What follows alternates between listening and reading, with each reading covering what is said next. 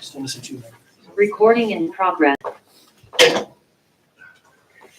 Okay, I know Ellen had to step away, but I think we need to continue. So next on the agenda is action on support staff master agreement. Steve, I'm gonna turn that over to you. If you have not seen the tentative agreement, this is the finalized version of it. You should, if you have been reading and keeping up to date. There are just some very small wordsmithing things in here that kind of clarified some things. So there is no major change. There was no additional negotiation. We just hammered out some language. The support staff approved and ratified the agreement last Wednesday, and therefore it's I don't want to say that we can't reject it. We have, by signing it, already accepted it, but it needs to come before the full board, and that's why we have a vote on this today. So, but the time for questions and the time for saying, can we change this? That's well over. This is just, again, information to pass on to you so that you know what the board is agreeing to. You want to make a motion? I would like to make a motion that we accept the document that you have in front of you, which is the agreement between the Addison Central School District and the Addison Central School Educators Association Support Staff Unit. Accepted. Okay. It's been a motion has been seconded. Any discussion? Okay. The one thing that I would like to say is between the teachers and this was the harder agreement to come to, and thank you so much to Matt Carenti, Chris Leopold, the negotiating team on the other side. I mean, everybody put in honest, long hours trying to come to this agreement. Yeah, thank you to Jamie, thank you to Suzanne, my co-members on the team, and again, Matt, Tim was heavily involved in this. Various people were really important putting this together, and I really do appreciate the support that I got to try to get this to come together. So. Okay, thank you. Good job. Yeah.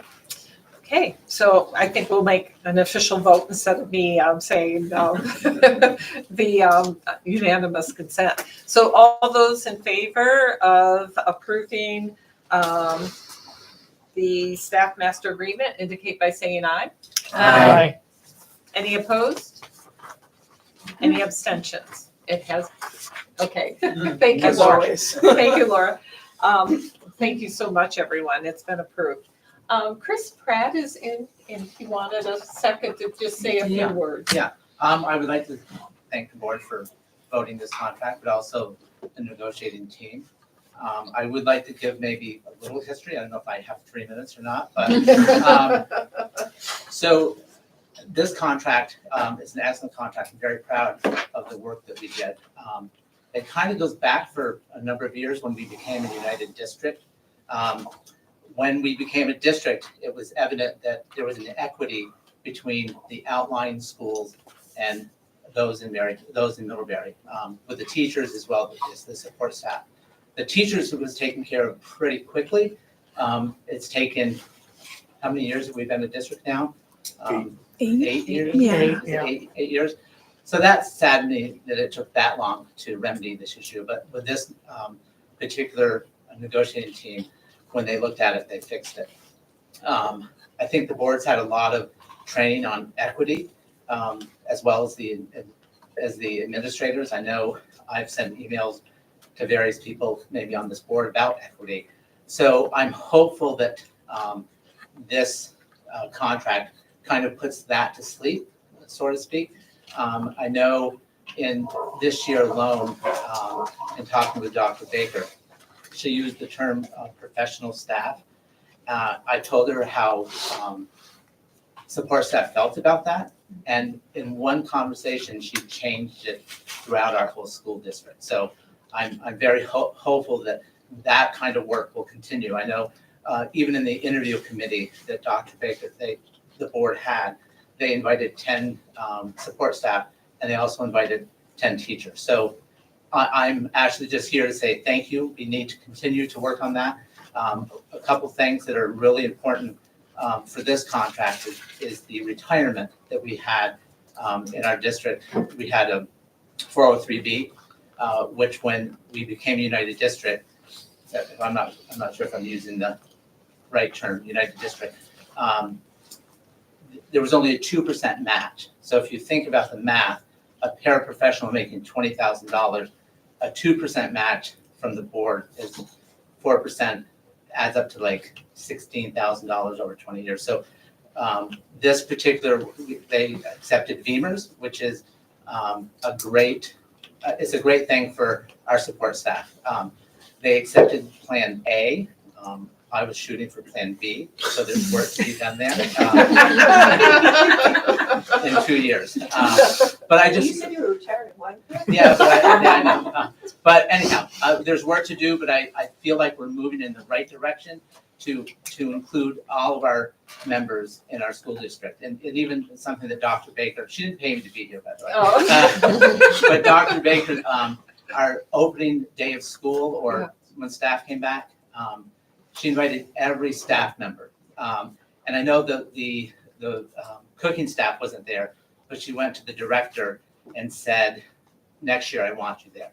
So that type of leadership is something that we need. And I would love to come back here yearly and give you an update to see if she's continuing. So thank you. Yeah, Thank you, Chris. Thank you so much. Oh, next is report of the superintendent. So I'm going to turn it over to you. First, it's the appointments. Yep, we have some appointments. Typically, you like to read them out loud, so I'll give a minute for that to happen. Yeah. Suzanne, do you want to do the honors? Sure. I'll move to the board to accept the appointment of Lindsay Audette, paraprofessional 1.0, appoint Brianna Blackwell, paraprofessional 1.0, appoint Jessica Myers, paraprofessional 1.0. For the FY 24-25 school year. And Jason seconded it. And any discussion? If there's no objection, then I will indicate that the appointments are approved. Okay. So with your permission, it maybe given the public engagement tonight, we could move the continuation of the Ripton K through 2 grade configuration update up. And then we have a couple presentations from Matt, just in case not everyone's interested in learning about, the tax formula and equivalence calculations and whatnot, although they are riveting. Yes. I'm pleased to report, as some have indicated, that we're in a different place tonight than we were previously. There has been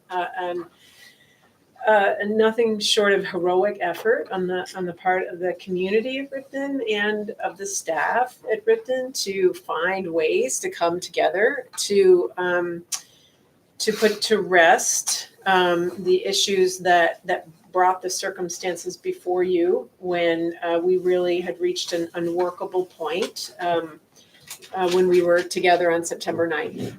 So since that time, the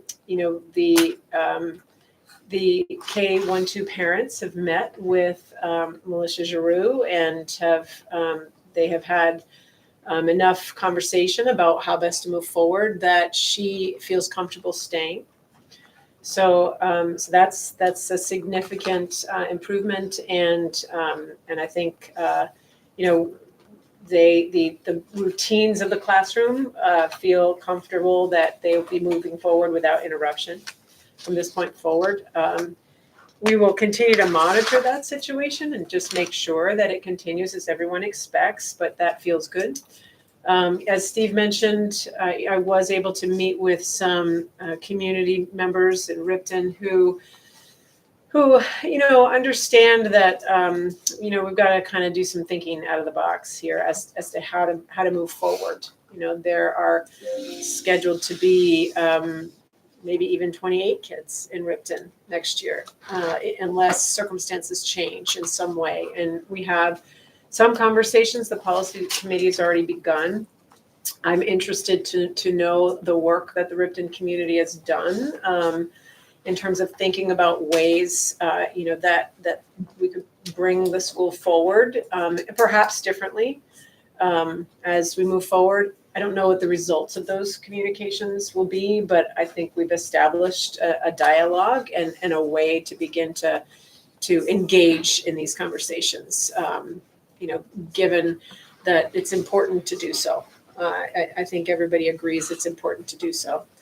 So that feels good. I think the community as a whole has taken this situation very seriously and has appropriately come together.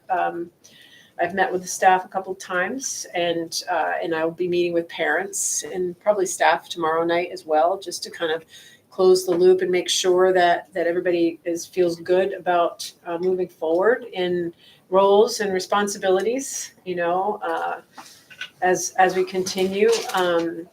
We have a team that is providing administrative support to the building right now as we kind of assess what are the needs and how are we moving forward with that. And that feels like something that we will be able to do for, a few weeks perhaps. And then we'll have a sense as to where we're going. The principal's position has been advertised at a 0.5, which is comparable to Weybridge's position right now. So we'll see what that yields, and I undoubtedly will have a report for you at the next board meeting if need be. But it feels like at this point there is no action for your consideration. Okay, any questions? Do we have to formally take? Yes. I did some homework on that today, trying to figure out.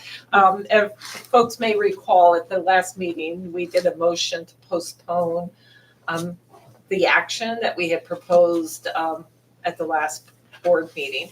And from what I have discovered in doing some research, and I actually reached out to someone I know that is well versed in Robert's rules, because Robert's rules really didn't address per se what do you do when it's a moot point, right? Mm-hmm. When you no longer need to take the action. And so I think really just putting it in the record that at this point, that we don't have to bring this motion back, that because the circumstances are moot, that required us to take that action or consider that action. And so if no one objects to that, that's how I would like to handle it. It's basically just staying tabled, Yeah, exactly. which is, you can do with motions. Okay. Thank the board very much for your willingness to ensure that a situation that was presenting itself as quite unworkable was sort of brought to the surface and handled well. And I appreciate the type of dialogue that you had at the last meeting in a tough conversation. It was my superintendent colleagues, around the state that have watched the meeting. We're certainly not the only district that has, circumstances that are where, we have schools with a challenge from here, and there. And I think they really appreciated the way in which you worked through those pieces at the last meeting. Your use of Robert's rules, your support of each other, and going through difficult conversations and making sure that was all done well and done in open session as it should be. And that I appreciate your setting that example for our students of strong civil public discourse about difficult things. That's you have to be commended for that, in my opinion, and I appreciate it. Thank you. Mary Heather. Yeah, similarly, I think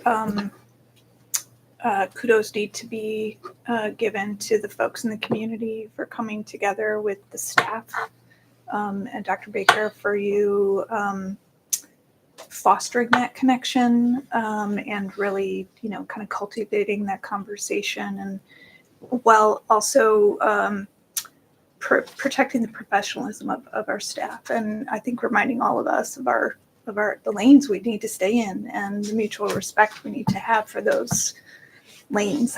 That's what we're going to need to continue to acknowledge moving forward. And there will be additional difficult conversations moving forward because we can't let this happen again.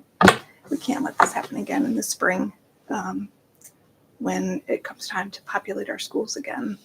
So I'm hoping and trusting the policy committee to come together and come up with creative ideas for us all to discuss. And we can do this. If any board is going to do this, it's this board, truly. So Thank you, Mary Heather. Yeah. Go ahead, Ellen. I'm not sure. Is there a way to actually get rid of the motion so that it's not just perpetually on the table? Like, I don't like the idea that it's just sitting there and we wouldn't have to go through this whole process again. If it came up, we'd just have to vote on it. Like, I'd rather make it disappear permanently, so we'd have to start over. Is there like a motion to repeal the motion? You can take up a matter that was previously tabled. but that requires a motion to take up. Yeah, Right. you have to So- take it up Right, and then yeah, which we don't want to take up. And Don't we withdraw motions? you can withdraw a motion. I mean, the board would have to withdraw that motion. I mean, that's, I think, what Ellie's asking. Like, we can just ignore the motion forever, which is one way. Or if we're gonna withdraw it, or if we're gonna ignore it forever, we might as well withdraw. I think that's the point Ellie's making. I don't, again, know the machinations of Robert Rules great, but I think that's what we've done in the past. Right. I mean, I am happy to withdraw this motion if that brings some comfort to It- folks, recognizing it's at the that it's board just level. as easy for. It's at the board levels, so, the board needs to actually vote to withdraw it. I was, because it's mute at this point, Right. if it basically does table it, and if we had a situation in the future and required some other kind of action, it would have to be a new motion. But if we want to formally, basically say that this motion is withdrawn, I can entertain a motion for that, and we'll vote on it. Do you want to do that, Ellie? Yes, I will. Okay, I move that we formally withdraw the motion that Mary Heather placed last week around closure of the K, or moving the K1 classroom. okay. And Brian seconded. Any discussion? Great. All those in favor indicate by saying aye. Aye. Any opposed? No. Any abstentions? Okay, so the ayes have it. Or can I just say one thing? Yeah. Mary Heather, I totally agree with you, and I just really appreciate that. I think last week it felt like waiting a week was kicking a can, and I really appreciate Wendy and the community not delaying discussions or acting like the work would just stop, and really leaning into what you were saying earlier, sir, leaning into the process of collaboratively and creatively working together. So thank you, everyone who's been part of that. We're really grateful. I'm really grateful. Speak for myself. Thank you. Any other feedback? Okay. Great, thank you. So moving on to other things in the superintendent's report. I'm assuming Matt Carente is still with us. And I'm here. there we go. I've been trying to figure out when I can get some food here. Oh, So. Me so- too, Matt. Yeah. Who wants what? So, Oh, Matt has two things to share with you, and both of them are meant to be educational at this standpoint. They're the beginnings of just being able to highlight some things that are happening in the district financially. And so the first one is something that is already in place as it relates to our use of federal funds that helps the district to determine something that we're calling equivalence. Ways that schools within our district are staffed in a similar pattern. We are not required to exercise this formula with all of our schools, as I understand it, because we have schools that are under 100 students. So obviously that throws numbers off when you're talking about students to staff ratios. It can sometimes tremendously. So we're not required to do that. We are a district that does that though internally. And so as we're moving into the world of equity-based budgeting, which is where the team is right now, I just wanted to highlight for you a way in which we already have a methodology that we report that gets at a little bit of this. This relates to policy D4, which is Title I comparability. And it is a policy that could be revised should the board choose to do that to include other things. It doesn't only have to be there just for the federal formula. So Matt has a nifty chart that he's going to walk you through that he may even choose to make interactive this evening, just as a way of helping you understand ways that this kind of material is already in place. Got a lot to cover tonight, so we might get to interactive at a different time. But Okay. I'm going to share my screen so that hopefully everybody can see it, and it'll be part of the recorded session here. And it's all right if you understand a portion of this now. These things can cycle back. It's just ways for us to begin to build a language and some understanding about some of these pieces.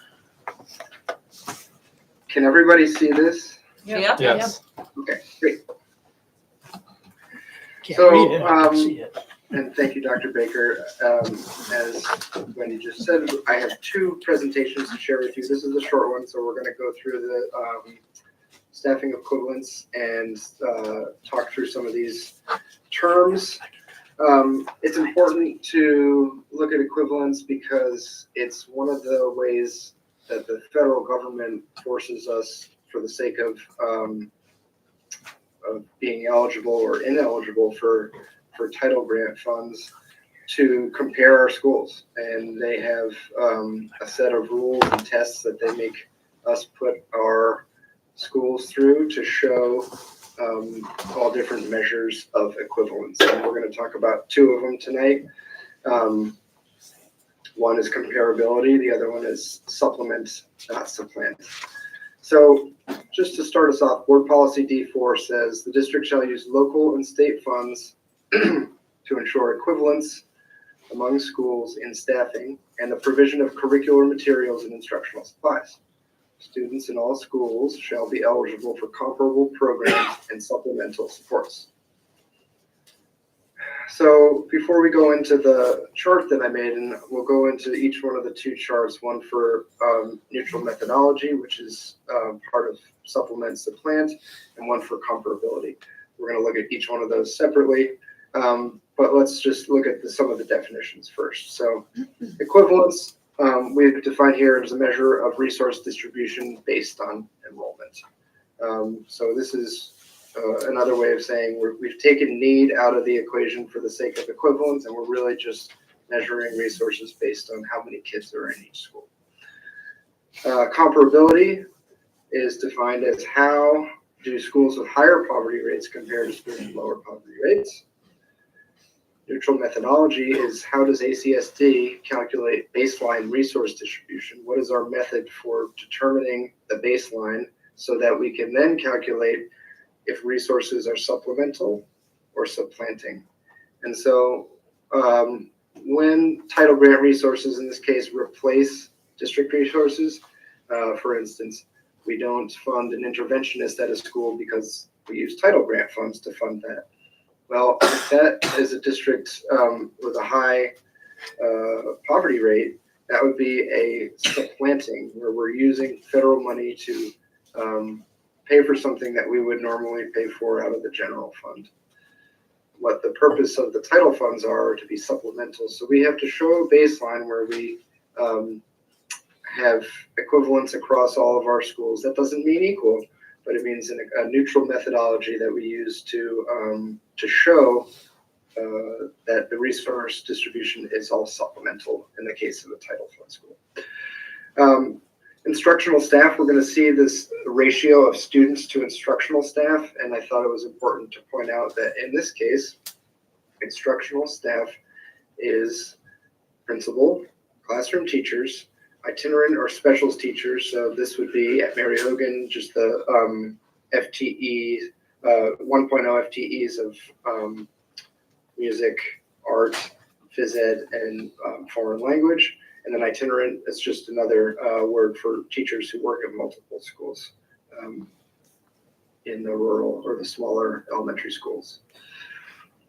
For some reason, paras are only counted as 50% of their FTE in the instructional staff calculation. And so that's what that 50% there is. And those are only general those are- and paras. Those are general and pairs. So so we're going to go to our comparability chart, which is the first of the two. Again, this is one of the fiscal tests that we have to pass in order to qualify for Title I funding.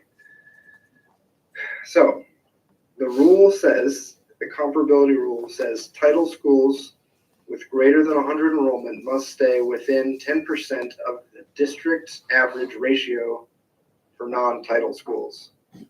So again, a title school is a school with a high and eligible rate of students living in poverty. And the comparability is just asking the question, are we providing resources to our schools that are title eligible at the same rate or within 10% margin of error to our non-title schools? So we have here all the schools, all the elementary schools, and you can see I ran it two ways for Mary Hogan because it is the only one that meets the greater than 100 enrollment, and so it's the only one where we could hypothetically be asked to show comparability. You can see here that I ran it with 100% paras and with 50% just to show that if we counted 100% of our para FTE, we would meet comparability, but that when we drop it to 50% para FTE, we do not. And just to back up for a second, what we're comparing those numbers of students to instructional staff, those are the numbers there. What we're comparing those to is the non-title average at the bottom. So 7.9, you can see there at the bottom, we take 110% of that to create the thresholds.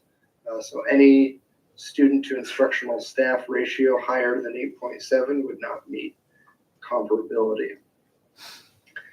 However, the main caveat for us here is that you can't compare two schools that are on either side of the 100 enrollment threshold. So you can't compare a 100 plus school to a smaller than 100 school because they're apples and oranges in the eyes of the federal government. So none of our schools within ACSD, none of our elementary schools are forced to show comparability.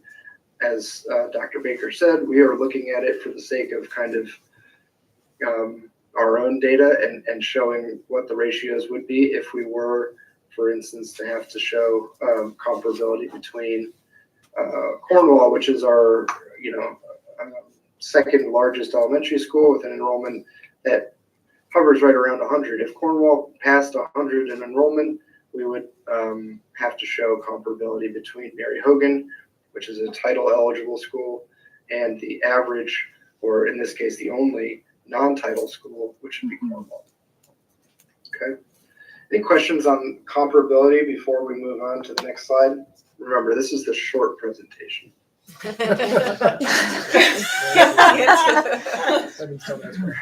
Okay, I'm gonna go on. Wait, You have wait, questions? we have questions, Matt. Oh, Sorry. sorry, I can't see you. I can't see anybody. I'm sorry, Lauren? These numbers are calculated using current staffing and student numbers, not necessarily open positions. Current budgeted staffing. Budgeted staffing, so Yes. not, Include open positions. It does. it does include. So it doesn't reflect whether the positions are filled or not. Those are budgeted positions, and it also doesn't suggest whether or not one school or another has enough staffing to get their job done. This is just how are they in relation to each other? Yeah. So. Thank you. Steve? I had a question about that first line where you said, Mary Hogan Title I enrollment greater than 100 with paras at 100% FTE. Is that just what we do? Because you said that's not relevant to the federal Right, that's the government. second So I'm kind of wondering why that line is there.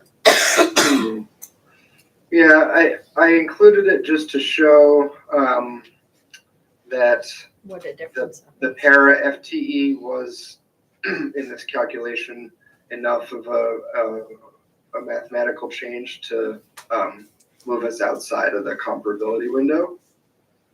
And that one of the main reasons that we're not asked to show comparability between a larger school like Mary Hogan and a smaller school is because of things like the para ratio, which paras scale relative to enrollment in a way that does not make them mathematically equivalent. For instance,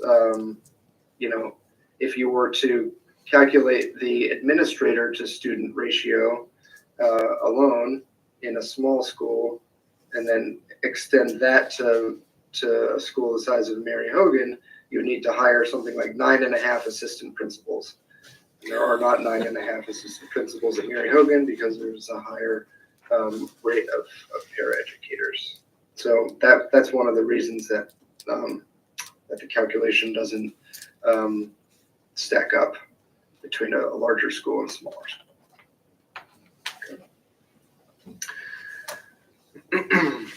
The next, I'm gonna do two slides. The next two slides, we're gonna look at supplementing and not supplanting by showing our neutral methodology that we use to determine whether a school in an instructional staff to student ratio falls within the acceptable variance, above the acceptable variance, or below the acceptable variance. So I'm going to start from the top.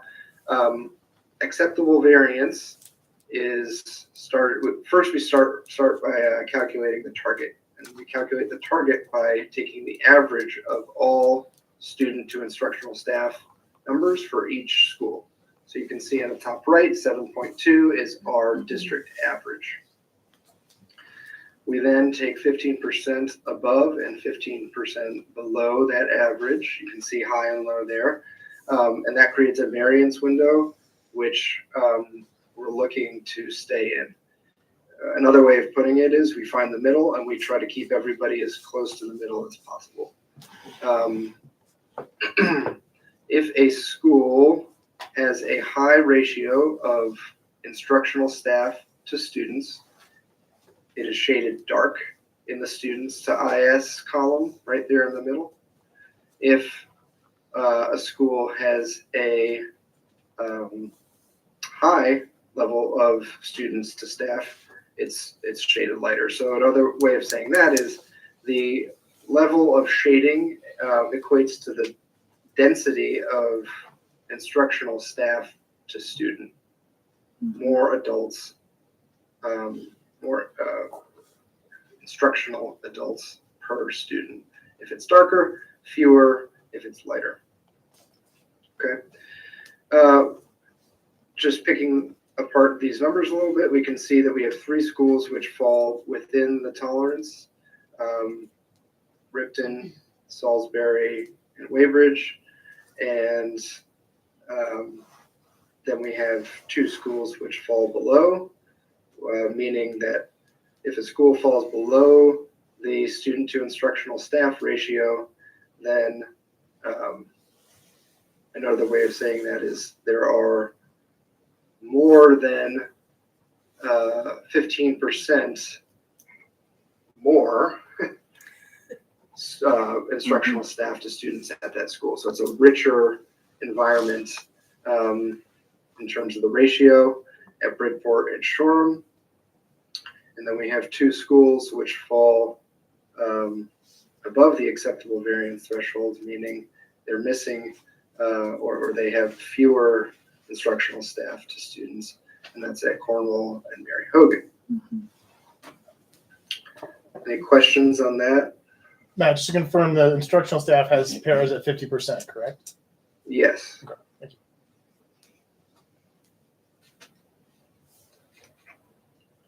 Jamie, sorry, and then Laura.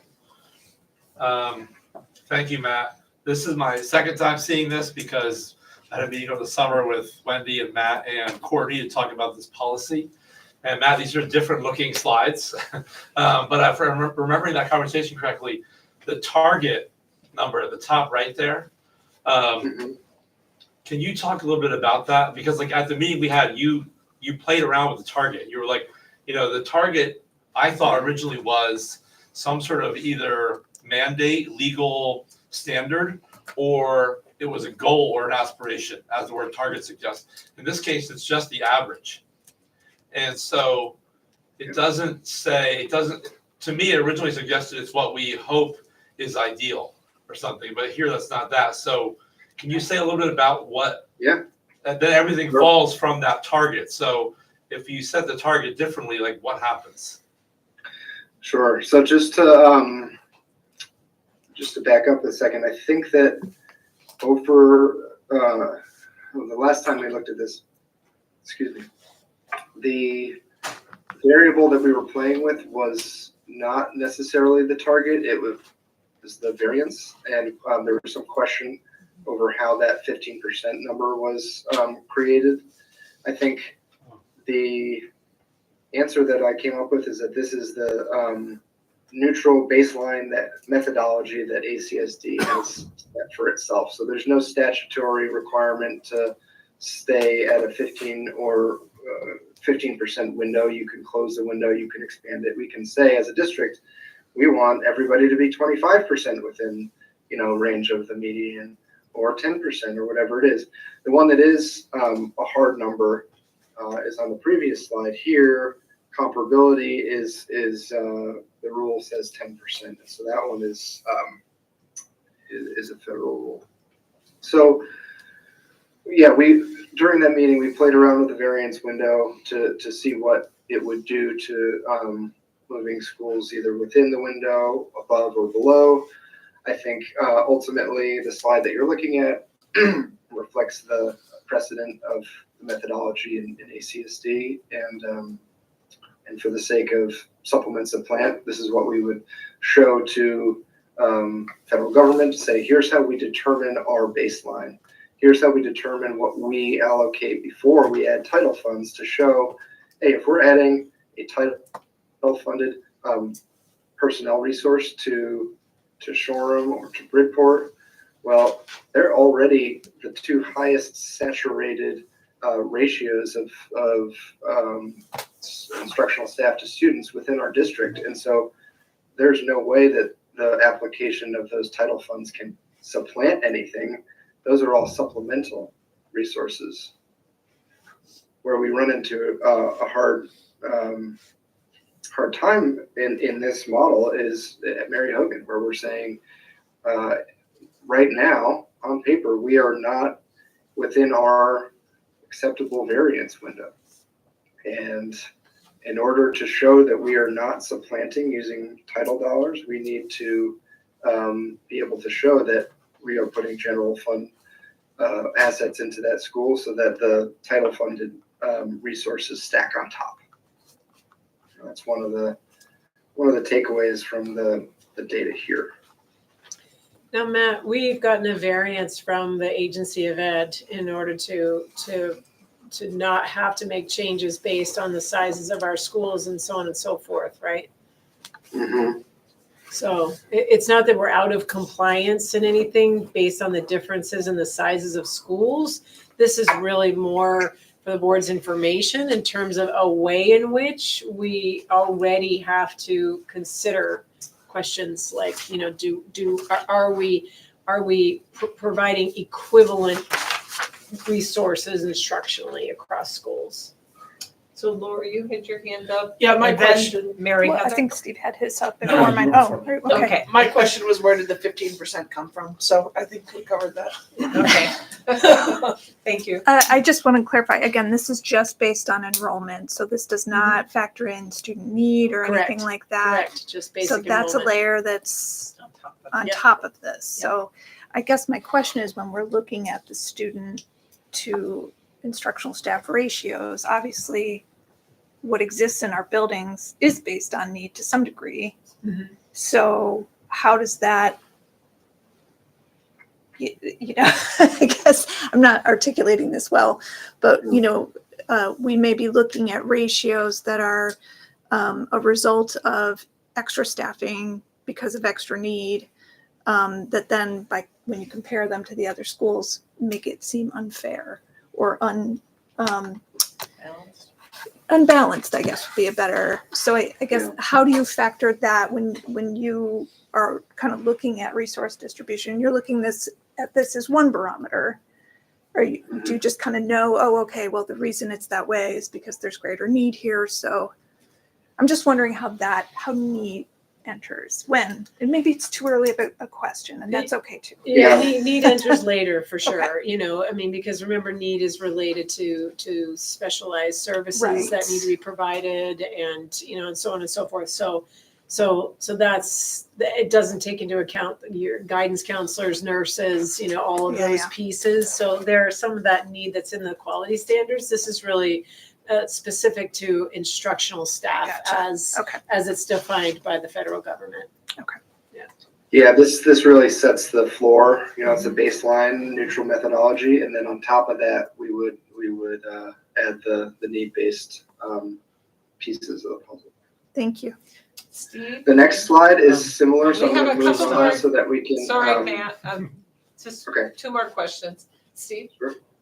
So you used the 15%, and you've explained why you did that. I just wanted to point out that if you use the 10% that the federal government uses, that all of the rural schools except Cornwall and Weybridge fall into the low category, with Weybridge squeaking by at 7.2 instead of 7.18. So in fact, if we use the federal government calculations, it looks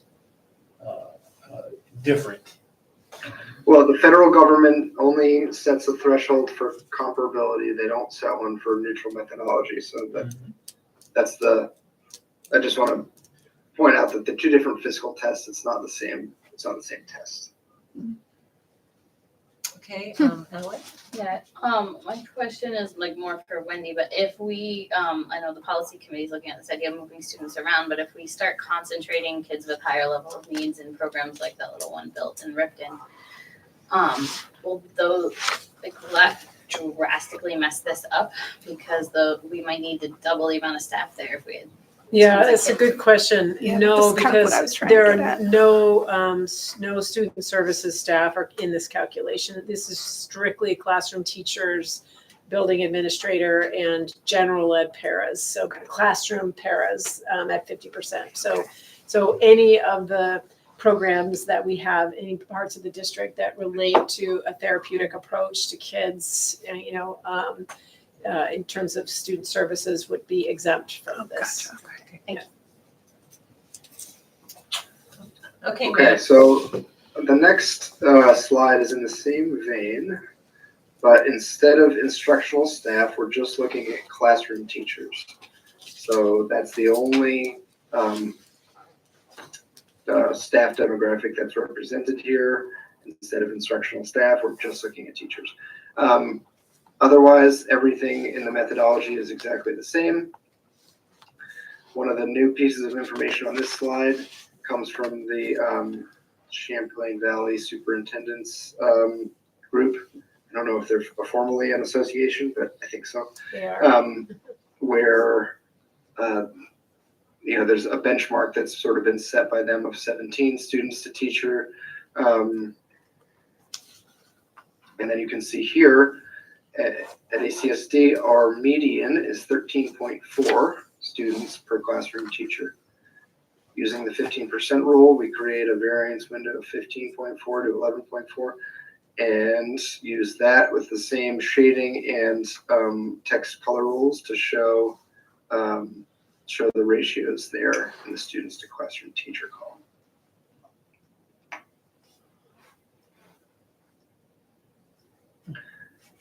And again, you can see that there's a range of different densities, and that we have only Mary Hogan outside of the class size window created by our average, but that it does still fall within the or under the target student to teacher ratio as set by the CVSA.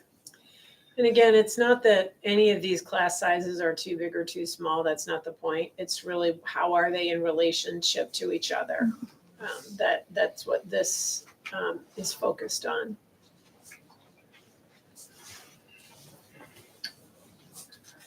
I'm gonna open it up to questions there. Seeing none. Do you want me to Probably introduce your call- next segment, Matt? Are you ready to move on Should to I that? segue myself? You can segue yourself. Let me help you with a little bit of segue while you All right, load up your you next segue and I'll presentation. find the Yeah. attachment here. We will tag team moving this forward. Thank you. So again, we'll come back to some of these things, as we talk about equity-based budgeting and some of the things that you'll want to see as we develop the FY26 budget as a whole.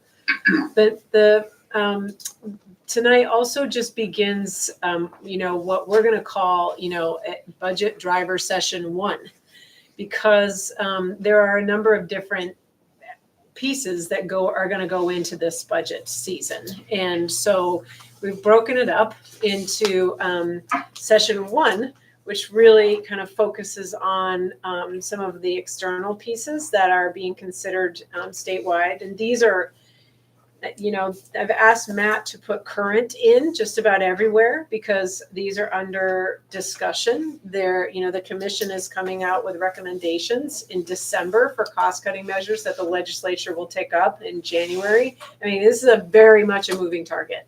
In other years, you might have been able to say, well, we'll have, the yield that looks like this, and we'll have the seal that looks like this. And I think the advice everywhere is that is not necessarily what we're living in right now. So tonight we'll just be just revisiting some of those statewide budget drivers predominantly, and Matt will give you a heads up as to what those calculations might be looking at.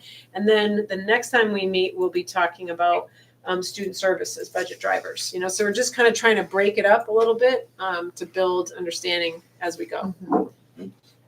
That's all I got, Matt. Are you ready? Yeah, so, Okay. And now for the doom and gloom, right?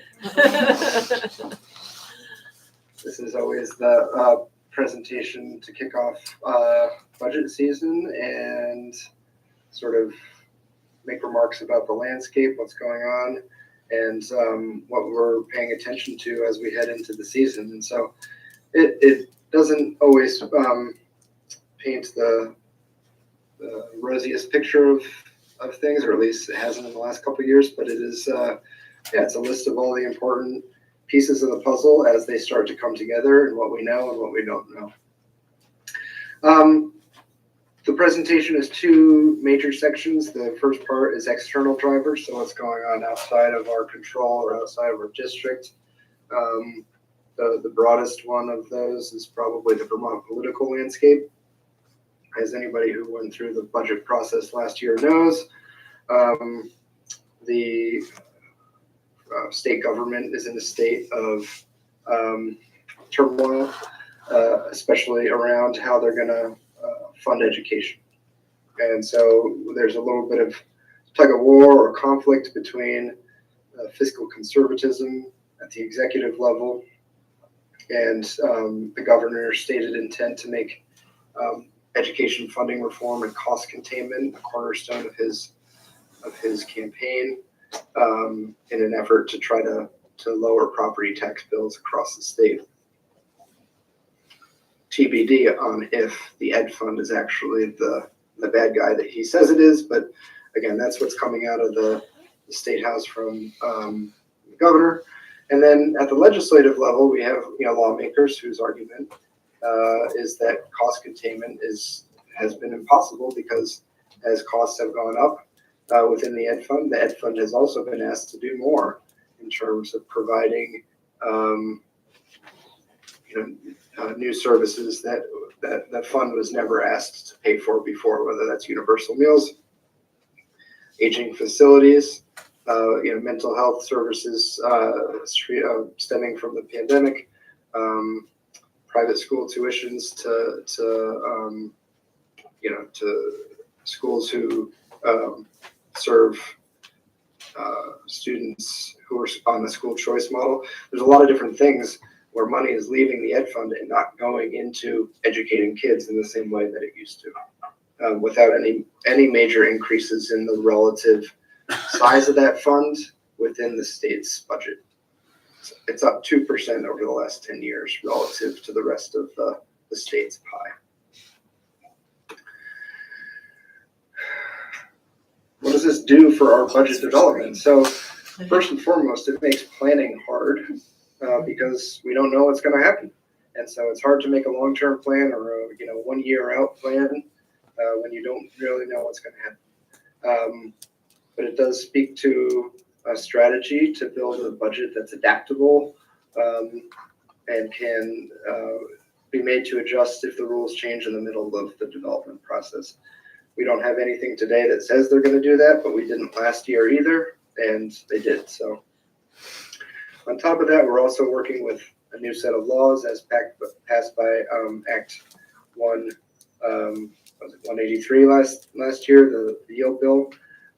We have untested systems, and we have state administrators, including the Secretary of Education, who are doing it for the first time. So there's a lot of uncharted territory and new ground. We also have the newly formed Committee on the Future of Public Education, which is doing its work now and will release its major report in mid-December, focusing on cost containment, merging educational quality, and cost optimization. So we're looking forward to figuring out what the committee has to say in December, which could be one of those surprises that forces us to change tack in the middle of the process. The next external driver is the excess spending threshold. So this is another new element. And what the excess spending threshold is asking is, how does our education spending per equalized weighted pupil compare to the state average? That's the whole point of this. So we're going to do a quick refresher on pupil weighting. This Pac-Man looking thing is a pupil.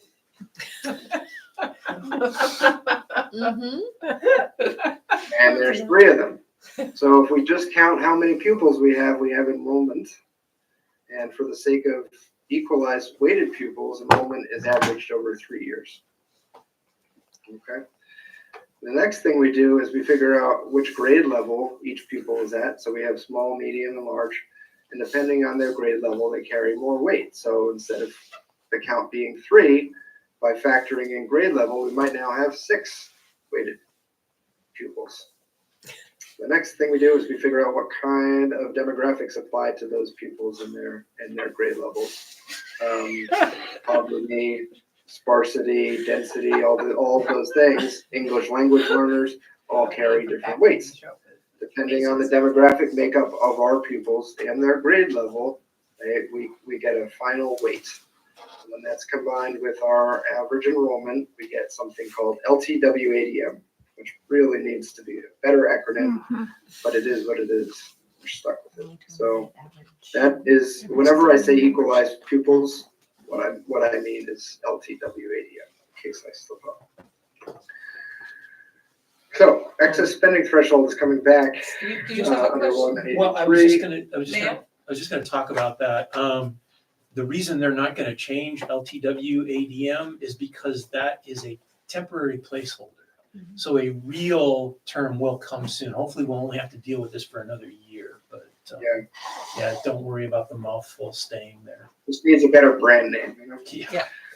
All right, so under 183, the excess spending threshold is going to be, or currently expected, to be 118% of the statewide average district per pupil ed spending for FY25, plus an inflation factor.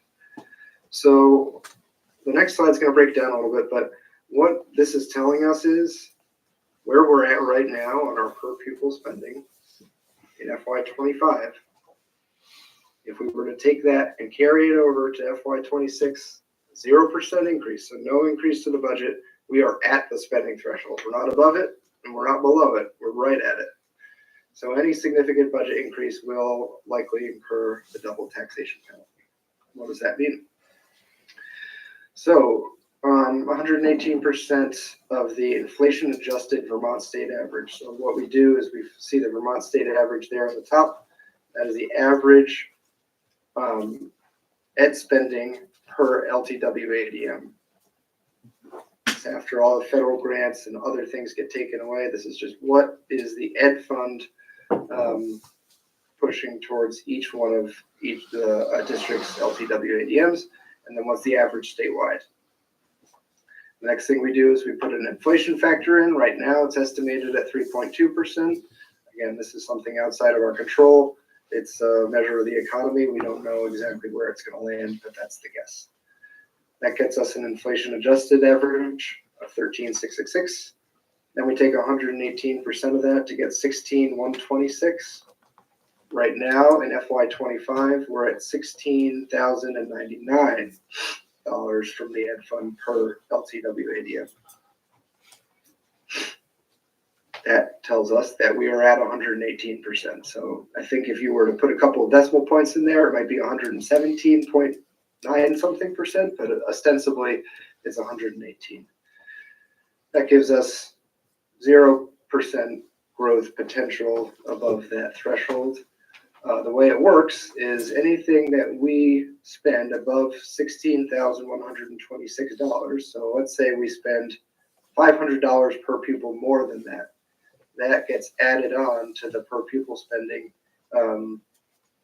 a second time. So it's our per pupil spending would be 16,626 plus 500, because the 500 is all of the dollars above that threshold. So you get taxed twice on everything above the marker.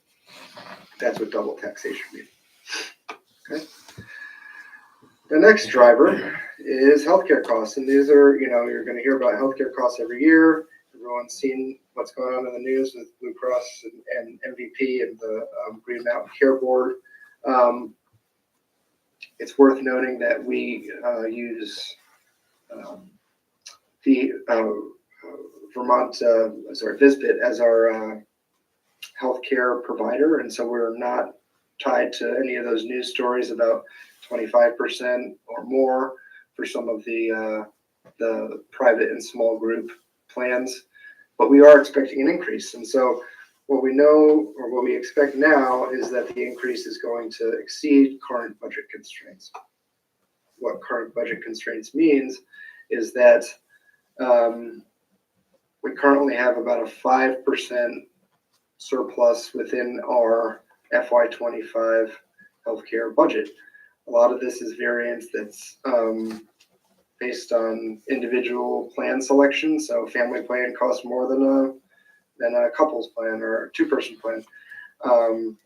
So some of those individual decisions are reflected in that difference, but it does give us a little bit of wiggle room to absorb a rate increase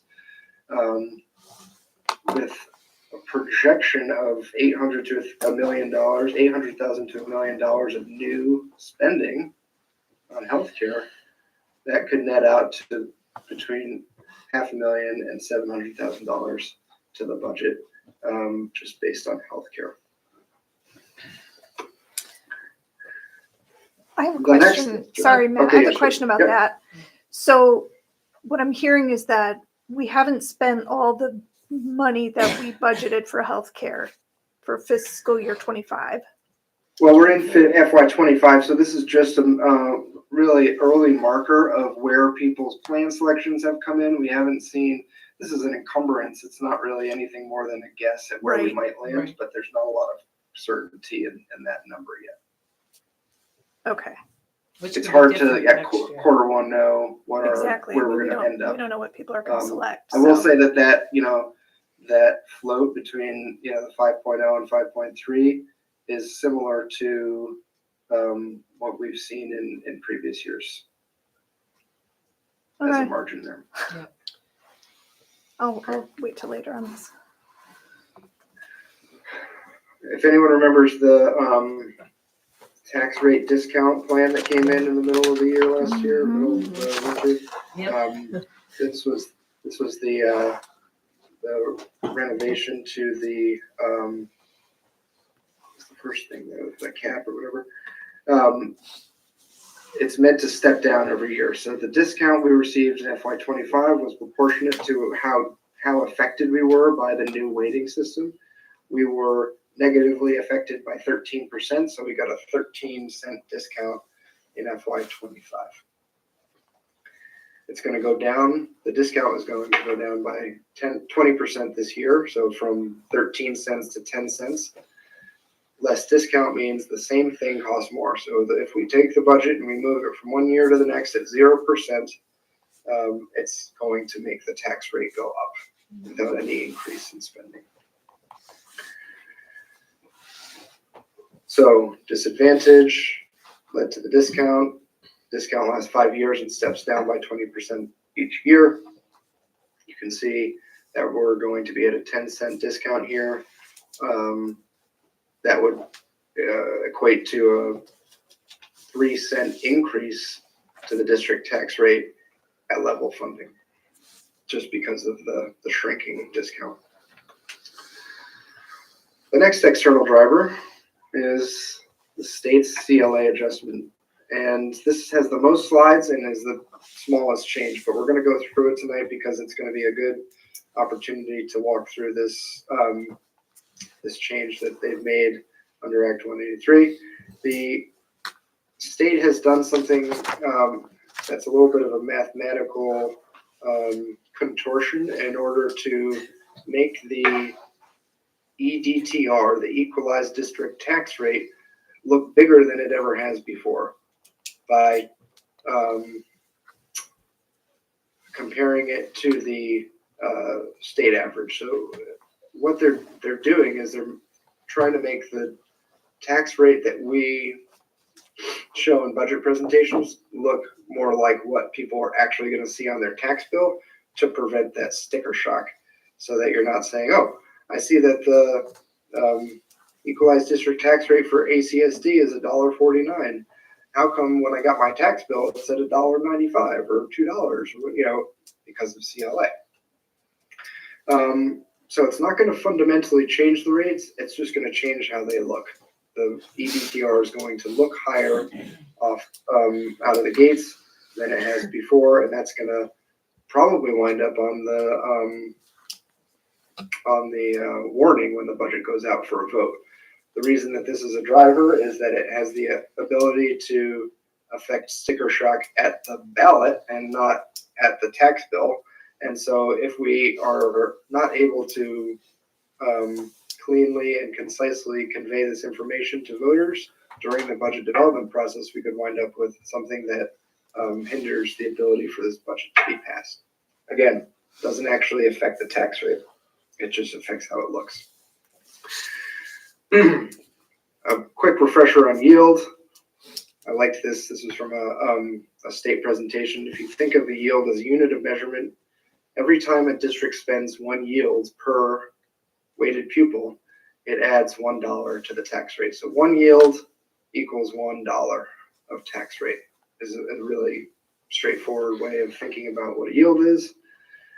Our tax rate was about $1.50 and fell about 1.5 yields. So whatever the yield gets set at in December when the letter comes out, it's by statute supposed to be December 1st. We can bank on that being about 1.5 of those, and that will give us sort of an estimate of what our tax rate is. That's the yield. Now, CLA. So our district spending per weighted pupil is divided by the property yield. Spending per weighted pupil divided by property yield, which determines the EDTR, Equalized District Tax Rate.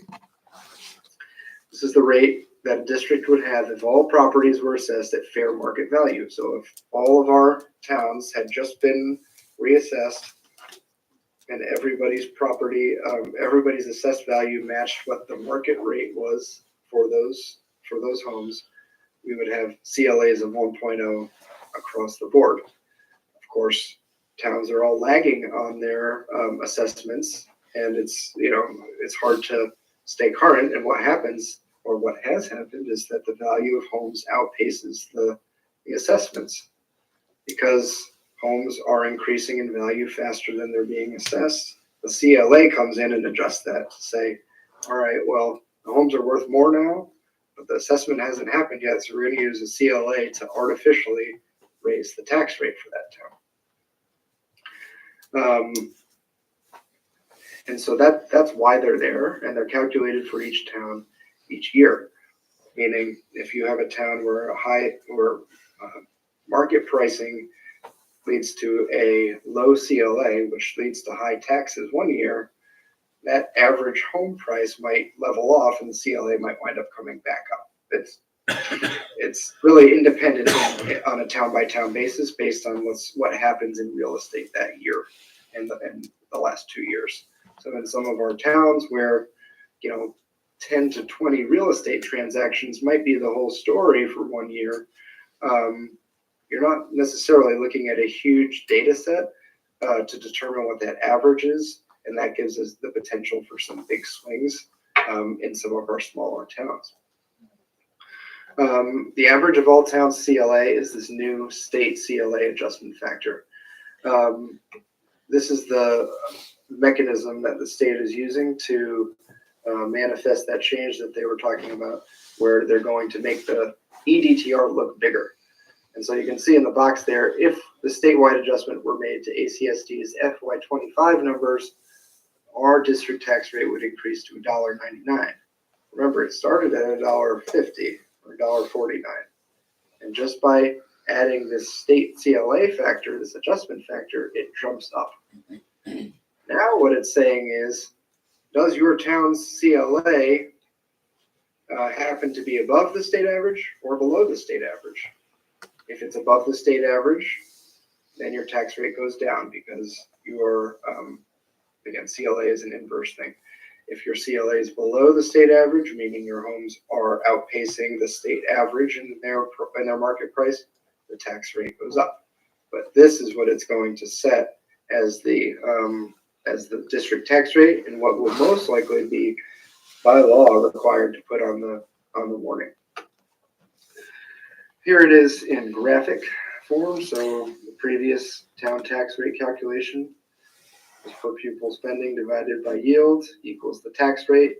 Tax rate divided by CLA equals the town tax rate. This year, this is what it looked. Oh, sorry. In FY25, we added the discount, which brought that EDTR down. The discount that I talked about earlier will step down each year. In FY26, this is what it looks like. So you can see that statewide adjustment is plugged into the formula, same formula, but in 3 different cases. So it makes has the effect of making that tax rate look bigger as sort of like a pre-adjustment, and then the measure of how close a town is to the average is sort of the post-adjustment, a smaller post-adjustment, arriving at the exact same town tax rate as if it were the previous calculation. But again, putting the onus on the school district to sell the budget at a higher tax rate than we have ever had to before. That's it for external drivers. I'll pause here for a sip of water and any questions on the slides so far.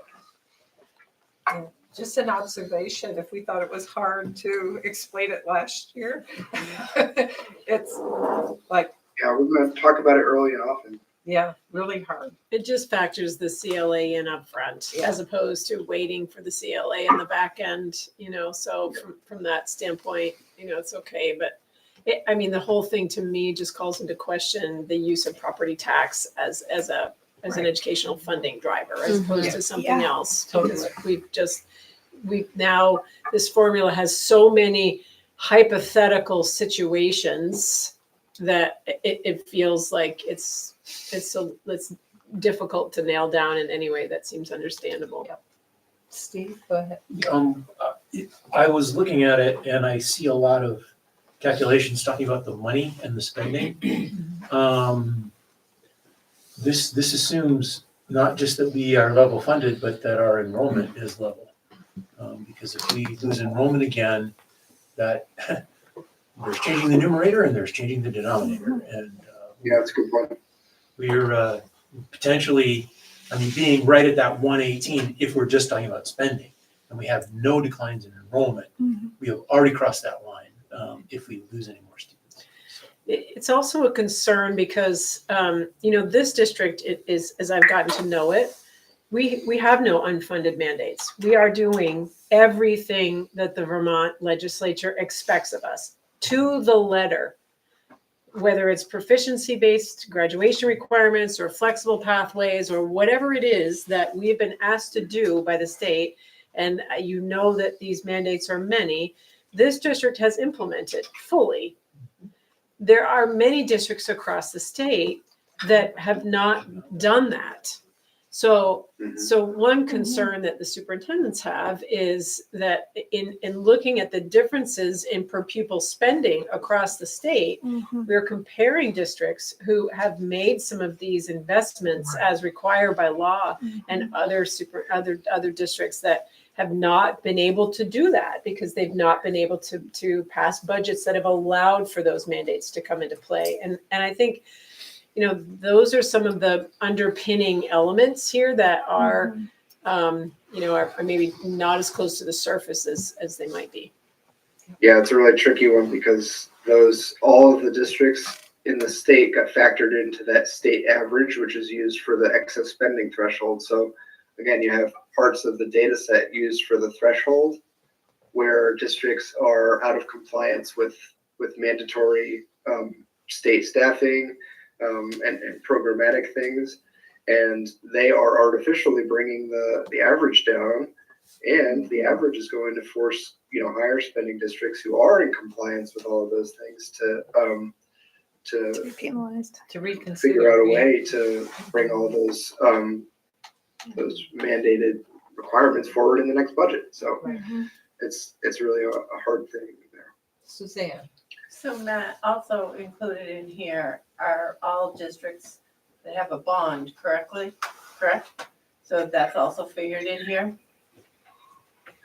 Because we, as a state, just because South Burlington or Burlington does a bond, doesn't mean that just they pay for it, we all pay for it. Currently, Yeah, I think that bonds, for the sake Cost of, for that year. and I don't want to mess this up, so don't quote me, but the bonds prior to July 1 of 2024, I believe, were excluded from this for that reason. Sort of a grandfathering in of pre-existing bonds so that they're not part of it. Moving forward, any new bonds will be part of the per pupil spending in a way that is very hard to understand how the state can want to promote schools to deal with their deferred maintenance across the $7 billion of statewide need, and say that there's going to be this punitive law that says any bonds wind up in the per pupil funding in a way that totally shuts down any kind of school by school construction. So that's a head scratcher. I haven't seen anything come of that yet, but we're keeping an eye on it. I didn't want to be Debbie Downer, but I knew that was in there somewhere. Yep. Thanks, All right, Suzanne. so Matt, you can proceed to the happy part of the presentation now. yeah, when it's over. So the ACSD drivers focus more on things that are a little bit more internal, and elements that we have some measure of control over. The strategic plan implementation is really just a measure of our own landscape. Right? On the first slide, we said, what is the state's landscape? What's going on at the State House? What's going on with the legislature? What's this tug of war look like? What's the direction that they're going to take? How much uncertainty is there? We're having a parallel conversation at the board and district administration level as we determine how the strategic plan is getting implemented, what the future looks like for the next year. So we're in a transitional period, and we talked about this during the FY25 budget, where we were saying, all right, we're going to hold the line because we have this new strategic plan, we have a new superintendent, and we're going to get to the moment where we change in FY26, and we have arrived there. So we're going to start talking about what those changes look like in a dynamic setting. Planning is complicated because uncertainty makes the future look foggy in the crystal ball. But as the strategic plan implementation begins in a constrained environment, right? If those external drivers told us anything, it's that we have some real guardrails up around expanding this budget. That change, which we're projecting is going to happen, is going to manifest as internal shifts, right? If you can't go up, you're going to have to rearrange. And I think that it has yet to be determined how that's going to play out, but I guess what I'm predicting is that the potential for those internal shifts is going to be a budget driver, something that has a reshaping effect of our spending plan this year, because we know that we want to be dynamic with our spending. We want to work in pursuit of our goals, and that we have to do that by coloring within the same lines that we have already set in place. We know about wage increases from our union, and well, less than the non-union side, but for the two negotiated agreements.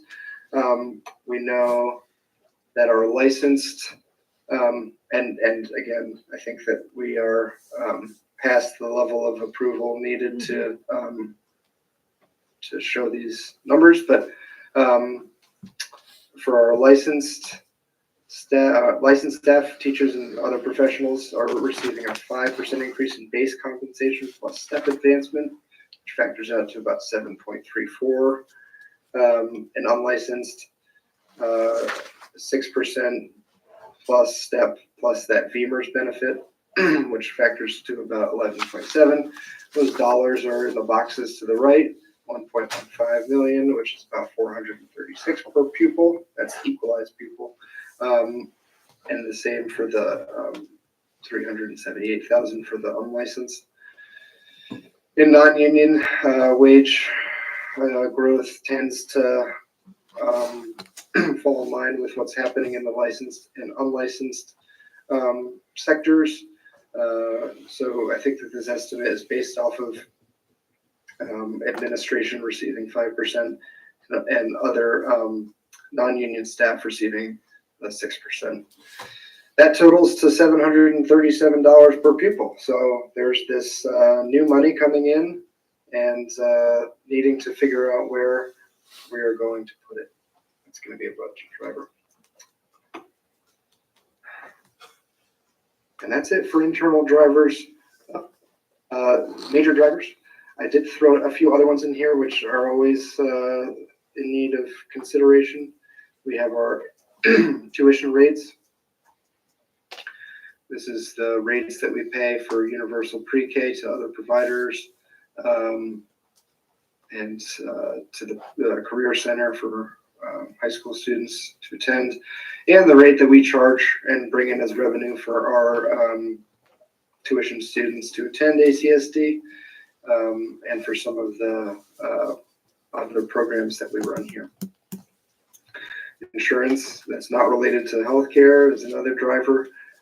General liability and workers' comp tend to tick up a little bit. I wouldn't call those a major driver, but something that we need to factor in. Transportation always goes up, and it's set to do another 4.5% this year, so that'll be a small uptick.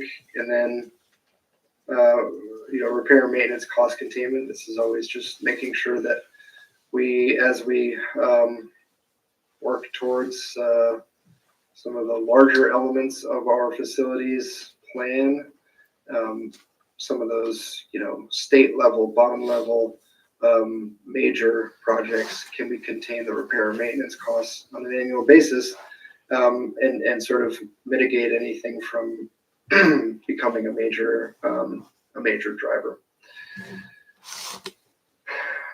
That's it for the extras. And as Dr. Baker said in the beginning, as we move into some of the individual cost centers, especially student services, we will have more granular detail on what's going on there. Those stack on top of all these as factors that we need to figure out how we're going to build into the FY26 budget. Any questions? Questions for Matt? Good job, Matt. Yeah. Yeah. It's tough. Yeah, I think, listening to this, we really need to have even though I know it's a moving ball, the information, right? But we really have to be thinking hard about how we're going to engage with the community and try to explain this. I know, it's just really going to be hard, but with that adjustment to by including that CLA average onto the rate, it's going to be really hard for people to understand what they're looking at and what they're voting on. So, and it's going to be the same for every district, so it's not going to, again, we'll be in well, and we know how that open goes, right? Look how many budgets went down, right? And it's scary. It is. It's really driving us into the mediocrity. That's what the state is basically doing by utilizing, especially the most important thing I thought was that utilizing those districts that are not meeting Yes. standards, all right, and thus have lower cost per pupil or whatever we Right. call them. And being in that whole ratio distorts this tremendously, I think. And Totally. I think that's just such an inequity, especially for districts like us. Yeah. And there's plenty of districts like us. Yeah. They're not all bad. Yeah. The ones at the lower end, they just haven't been supported like we Right. have. But in the past, anyway. Yeah,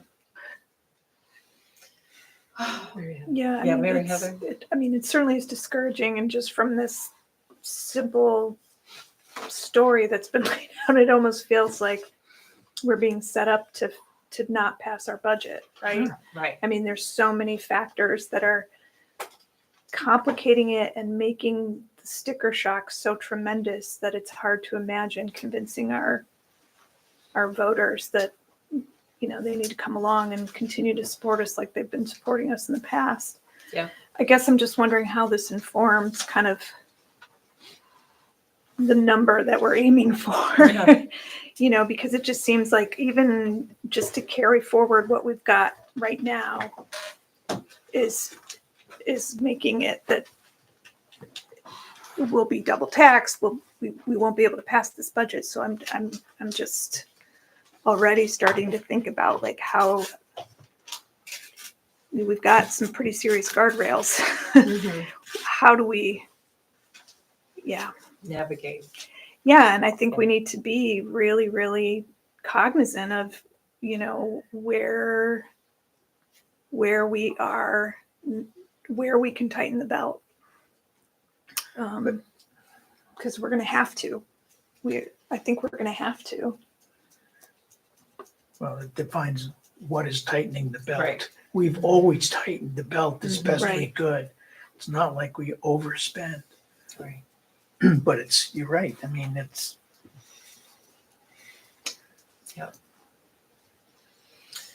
Well, Okay. thank you, Matt. Oh, thanks, Matt. Great. I Monday can see why you weren't here.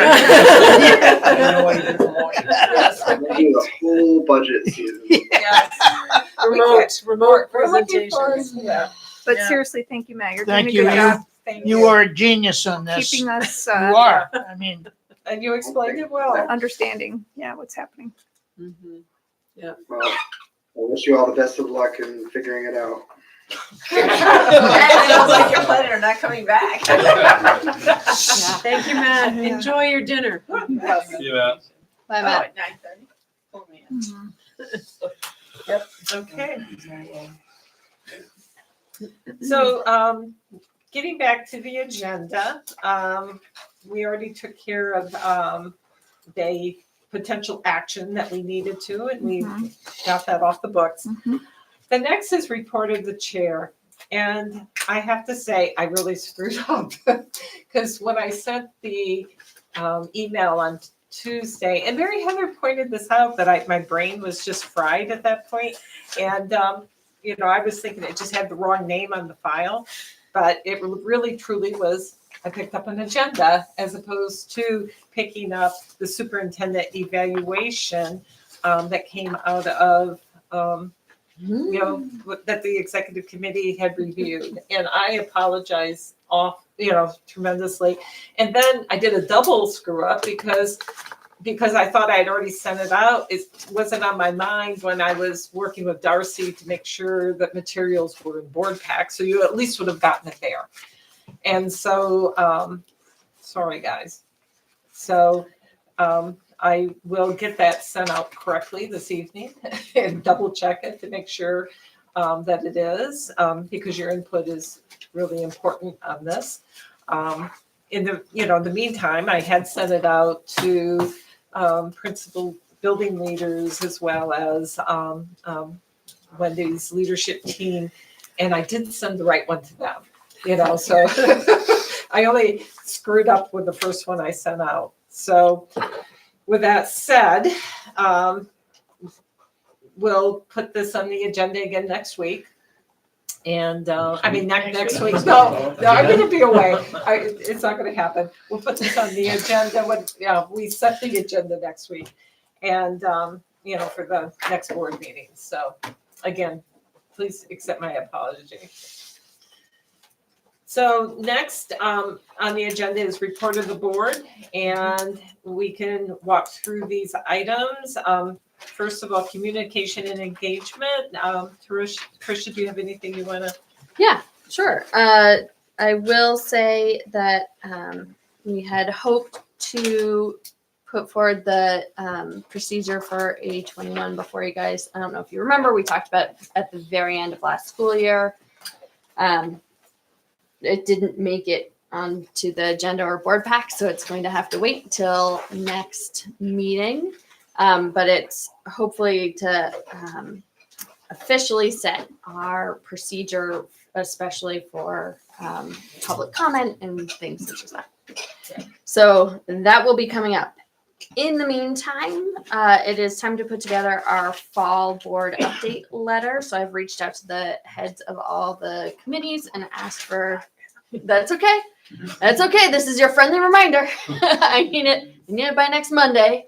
We're meeting on Tuesday to actually put the letter together. So we should have it again for our next meeting for you all to see and give feedback if necessary. I think that's it for reporting out today. Anything else, fellow committee members, that we want to stress? It's been a long meeting already. Do we want to bring up the thing we're thinking about putting on the website for feedback? Part of our meeting, so we are having that extra meeting this month, both to put together the letter and talking about creating a web form for which the public can reach out to the entire board. Right now, there's no super easy way for the public to do that. They have to look up each of our emails individually and enter them in, and it's a pain in the butt. And as has been brought up during today's meeting a couple of times, we need to make it easier for the public to get in touch with us and to know what avenues they should be accessing to do that. So we are going to be discussing ways to put together a web page, web form in order to make that easier. Thank you. The one other thing that we did discuss as a group was the rotating meetings thing. Oh. And Yeah. I don't know where, I don't know exactly where we stand on that as a board. It seems to have been tabled for somewhat future discussion. But from what it sounds like is that doing traveling meetings is not going to be feasible due to various recording requirements. And so we as a committee are discussing alternate ways for us to go out and engage. So it is more at this point stressing for the rest of the board that ideally we'll be coming up with a list of opportunities, and the expectation is that board members will participate in at least one, if not more, opportunities throughout the year, since we aren't going to be able to do the regular built-in outreach.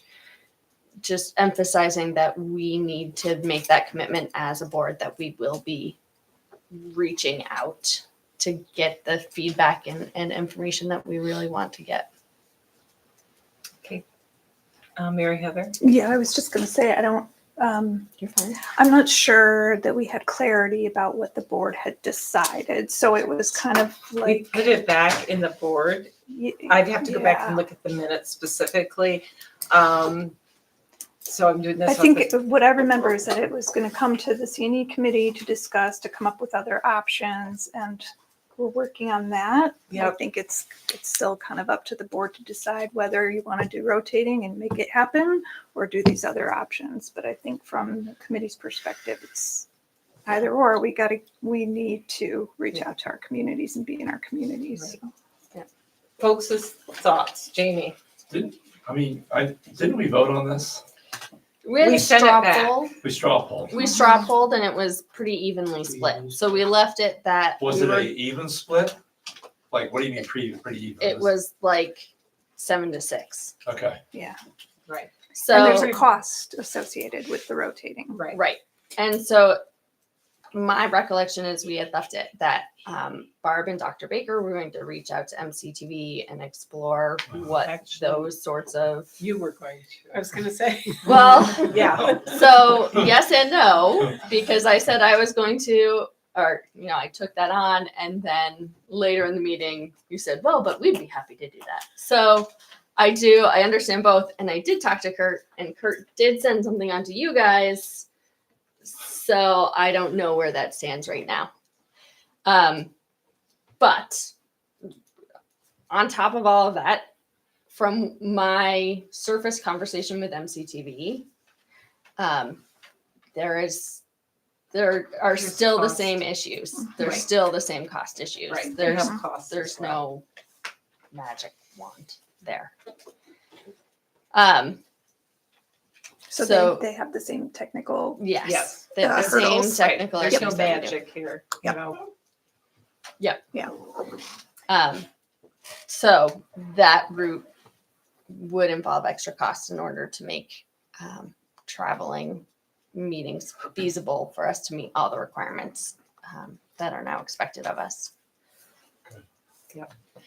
So I think it's the end of September at this point in time, right? Mhm.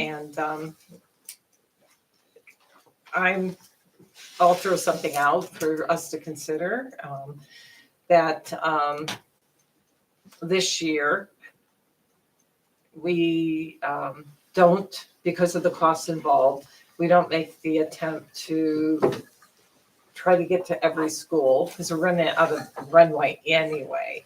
But I think we do need to have some meaningful dialogue at the town level, at the school, or even the community level. I think one of the things that Dr. Baker's presentation and report out with Ripton showed is how important it is to really engage, at the school level, but also at the parent level, but also even at the community level. And that could be, even meeting with planning commissions, understanding what they're firming up their plans in Middlebury for the new development, that kind of thing. To really actually gather data that's going to be useful for us in projecting impacts on enrollment. It's always still a crystal ball, right? But the more informed the crystal ball is, the better. And so I think if we could really start to focus maybe at that level, right? Getting into the towns, that would be a good thing. What do others think? And you really try to have meaningful dialogue. Yeah.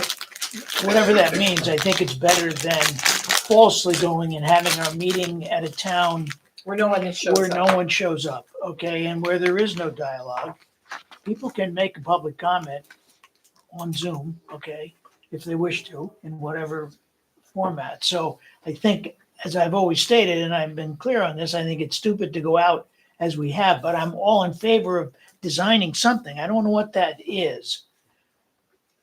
Because we're reaching such a small percentage of the population no matter what we do, which is a budget issue too. How do we sell? But I think it would be great to work out something that we could all be a part in without sort of falsely thinking just because we're there that we're doing something beneficial for either side, us or the community. I know some of surrounding districts have even had, coffee hour with constituents in each town. So, it's a time for people know that you're going to be there. Is one example as well. I'm just thinking off the top of my head. We could have, we had those porch forums in the past, right? Where we go to listen in a community and engage as well. So those are just things that come to mind.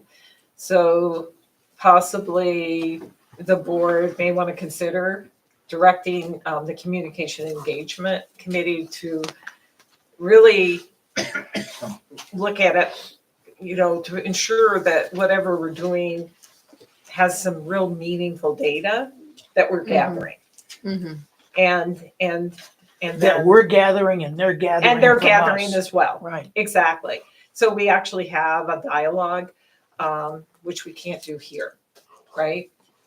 So I would be happy, to participate as much as I needed to help ensure that to happen. And, to go, to our towns, whatever, or even regionally, right? If it's not every single town, but yeah. Okay. Sorry. Anyway, so if it's okay, go ahead. The only thing I was gonna suggest is each board member knows their town. And so even if we looked at like our community calendar, like my select board meets the same nights that we do. Mm-hmm. So it'd be really hard unless I don't come here to meet with the selectmen. Finding out when like the planning board meets or the zoning board meets, I'm more than willing to take on a few meetings like that. Yeah. But if we all were to help out the community engagement by saying, oh, in Bridgeport, these are the local meetings, these are the nights. Yeah. So then we can give them something, take on what we can. Yep. Good idea. Can there be a point to attending those meetings though too? Like what are we asking for? What are we bringing? Because they all have agendas and work to do also. So just recognizing that us just sitting in and saying, hi, I'm on the school board won't be that meaningful. But if there's something to ask of those commissions and something to offer, Right. then it's. Right. And for example, it could be, give us an update on, your planning, your development, and how you anticipate that changing your demographics, your population potentially over the next few years. Could be one ask. I think Steve. Steve, I'm sorry. Yes, I Hoping to was waiting. contribute. I'm sorry. No, it's okay. It wasn't your fault. Okay, go ahead. So I want to emphasize and bring up the point again that the meeting of the school board is to conduct school board business. And if we start cutting into that time to do community outreach, that's why I strongly support the going to separate like what we did at Shoreham today, but with people in the building. That seems like a much more effective way to do community outreach because you can talk to people then.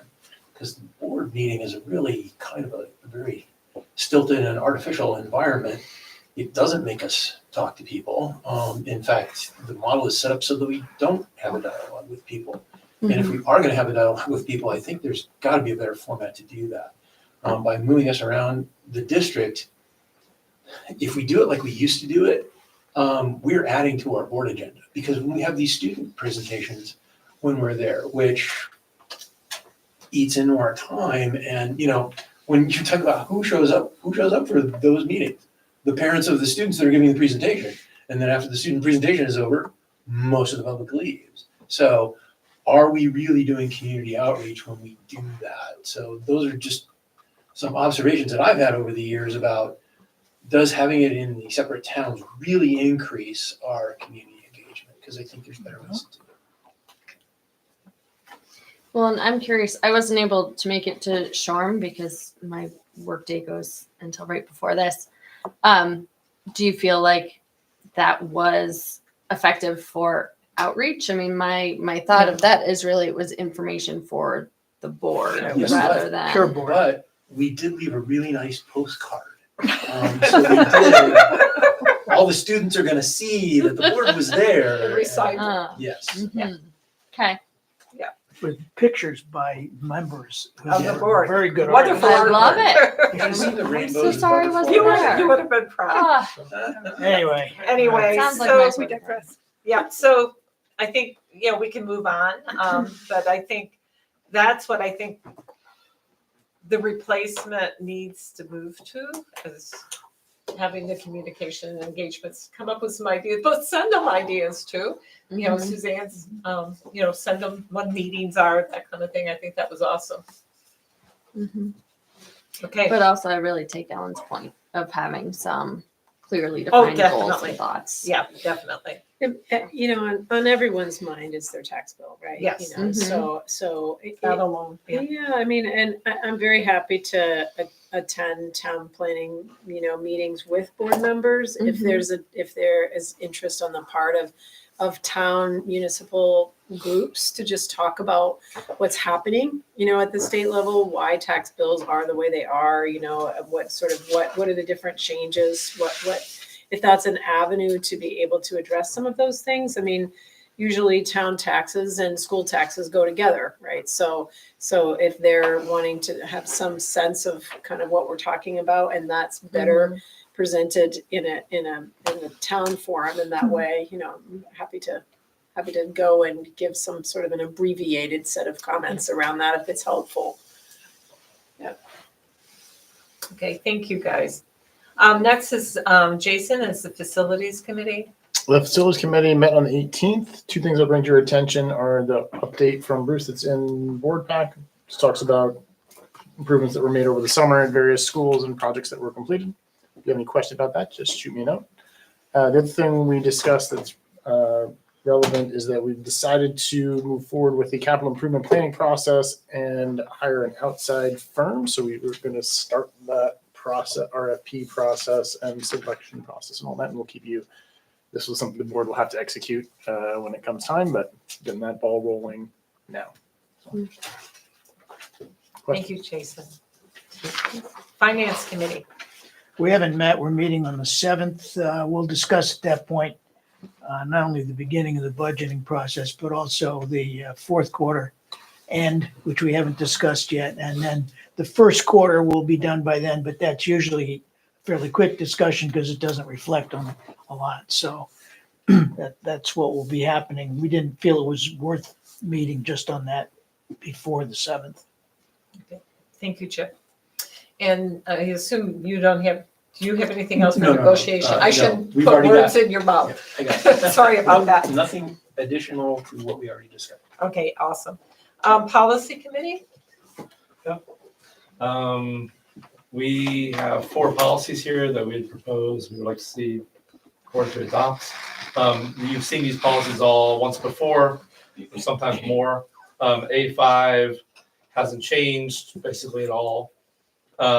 A30 would replace a current A4, which is about the process by which we adopt school board policies. E20 is probably the most interesting one, which is about the community use of school facilities. We had a question at our last meeting from Mary Slozar about that policy, and the question was about, well, will your amended version of E20 restrict things like CPAC or friends of groups or whatever from being in school? Pietro's answer was no. That seemed pretty good, so we kept the policy as is. And the F1 policy is the same about trauma reimbursement. So we'd like to take a vote on adopting these policies. Can we do it all at once or do it one by one? We can do I them think all we can. together. Do a motion. Yep. It's all Okay. one motion. So I'll make a motion that the board adopts policy A5, A30, E20, and F1 as worded and included in the report back. I'll second. Okay. Any discussion? Thank you for all the hard work you put into this. We're meeting tomorrow too. Yeah. Okay, all those in favor of approving policy A5, A30, E20, and FF1, please indicate by saying aye. Aye. Any opposed? Any abstentions? Okay, thank you, Jamie, the policies and policy committee. Those policies have been approved. Next, Addison Central CPAC update, and Joanna and Suzanne. Yeah, I was running the CPAC. VSBA meeting, so I wasn't there, but I believe Joanna went. They met on September 5th. It was a pretty important discussion about the role of CPAC and how it could be seen as a resource to the district and sort of embracing that a little bit more. We were joined by Nicole Carter and Tracy Harrington as administrators. And to note, there's going to be an annual meeting scheduled in October and then a CPAC event on Thursday, November 14th from 5 to 9-ish in the MUHS library and gym. Just to know, it was rescheduled to the 12th. Oh. Sorry, you don't know I don't that. know that. Because the library, they're gonna have the musical here on the 14th, so we save the date. Okay, any questions? Next, Middlebury Community TV update. One thing I just wanted to mention is that Kurt will be reaching out to Matt if he hasn't already done so. They get a large portion of their funding from Comcast, and that funding is going down. So there may be a requirement that as a district that we may need to, pay or contribute for some of the services that we provide, that we are provided. So more will come of that. So I did in fact, reach out to Kurt and suggest that he needs to sit down with Matt. And, he's also willing to come and give a presentation so that we know exactly what they're doing today within the district, because it's more than Jim being here recording for us. There's several And programs. not just the school district, probably other municipal. Yeah, and Middlebury already does do a contribution, is my understanding, Okay. right? Town does. Yes, they do. Yeah, and so this may be, something that'll be required of us as well for the services that we provide. They provide. And They they provide. provide. You are tired, I'm tired. Okay, Parks and Rec, oh, no, I Career skipped, Center. Career Center, sorry. The open house is going to be on October 3rd, 4:30 to Oh, that's 6:30. That would be a Thursday. You should definitely go. They're great events and they give you lots of snacks. It's wonderful. Their next meeting is this Thursday. Steve? In the interest of brevity and time, we're not going to ask all the pointed questions that we were requested to ask. But I did want to point out that because of the drop ad period, that enrollment from Middlebury actually dropped nearly 50 students. So 50 more students dropped than added, and that's a pretty significant number. Many of the students, not all of them, did blame the new schedule at the high school to say that that was why. So we thought we'd coordinated that well, but with boots on the ground now, it's not working out well. And how that relates to the budget discussion is if there's fewer people over there, the tuition rate is higher. There's, I know that there's a meeting with the principals from all 3 high schools, I think on Friday, and, so there's conversation about those things, certainly moving forward, so we'll see where they land. But all 3 of the sending schools, 2 had a drop. We were the worst, and they. Well, we're also the largest. Yeah, we're also. Yeah. Right. But when we take away 50 students, that really hits them. So. Okay. Next, Parks and Rec. I don't have anything to report. Okay. Thank you, everyone. Next on the agenda is our second public comment period. And is there anyone left standing? Yes, is anyone left standing? Either on Zoom or in the room? Okay, Steve. Yeah, I felt compelled to just stick around. and Thank you. Tell all of you thank you for your deliberations. I know sports spent a lot of time talking about Rift in the past 2 meetings, and it's very apparent that there's a lot of irons that you guys all have in the fire. So I just wanted to say thank you for the thoughtful deliberations, and that's all I have to say. Thank you. Thank you, Steve. Thanks for sticking around, Steve. Thank you. Yes. Yes, Mary. Hi, Mary Slozar. I don't have my timer. I found it very interesting to listen to Matt's beginning of the budget season discussion, and I just wanted to flag a couple things that rose for me that I really hope that the board or individual board members might consider as you start down this big, long, challenging process. One is that I feel like we're in a really unique situation with strategic plan implementation and a new superintendent to approach budgeting a little bit differently. This will be my 3rd season observing the board's deliberations. And typically we start with, this is our default budget and how are we going to tweak it? Rather than what do we think our kids need? And what's the best way to budget to meet our kids' needs and then adjust. And I just really hope that people can think creatively from that standpoint. I think most of the people I know, not everyone, but concerns about whether or not to vote for a school budget is not so much about the tax rate, but like what's actually in here. I'm not interested in funding something that I don't believe was really thought through. The other things are around, it was the whole thing around the Title I, the supplementing versus supplanting was such an interesting conversation. And I'm really curious how that applies to special education funding. So that's a clear situation with Title I funding. But we also get funds that are very specifically meant to be towards special education. And it's never been clear to me how that is acting in our budget, particularly in this concept of supplementing versus supplanting. And I would really hope that some of you would try to ask important questions around that.